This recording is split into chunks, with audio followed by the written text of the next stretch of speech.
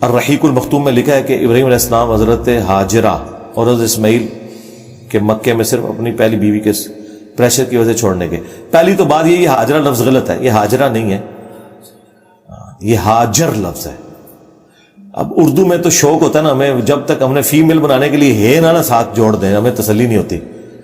اس طرح حضرت ابو سفیان رضی اللہ تعالیٰ عنہ کی بیوی جو تھی حضرت ہند رضی اللہ تعالیٰ عنہ, بعد میں مسلمان چکے ہو گئی نہیں ہے, ان کے لیے بھی آپ سنتے ہوں گے ہندا, ہندا نے جی یہ کیا, ہندا نے, وہ ہندا لفظ ہی غلط ہے, یہ ہند ہے.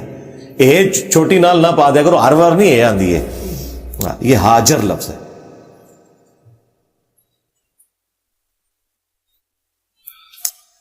تو حضرت اسماعیل کے مکے میں صرف اپنی بیوی, دیکھیں قرآن میں جو ذکر ہے نا سورہ ابراہیم کے اندر, وہ تو یہی ہے کہ ابراہیم علیہ السلام نے اللہ تعالیٰ کے کہنے کے اوپر اپنی بیوی کو وہاں پر چھوڑا تھا, اور پھر وہ پورا واقعہ صحیح بخاری کے اندر آیا کہ زمزم نکلا.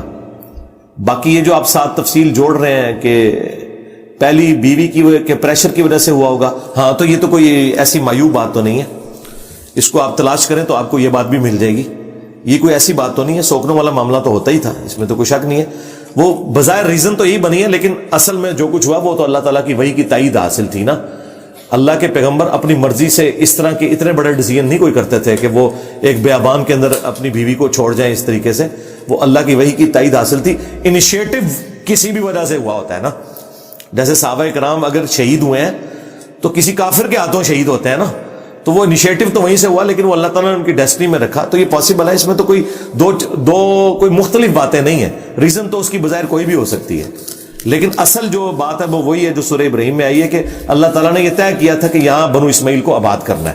اس کے لیے ریزن کچھ بھی ہو سکتی تھی. اور باقی یہ سوکنوں کا آپس میں ایک دوسرے کے ساتھ اس طرح کا اختلاف ہونا یہ نیچرل ہے.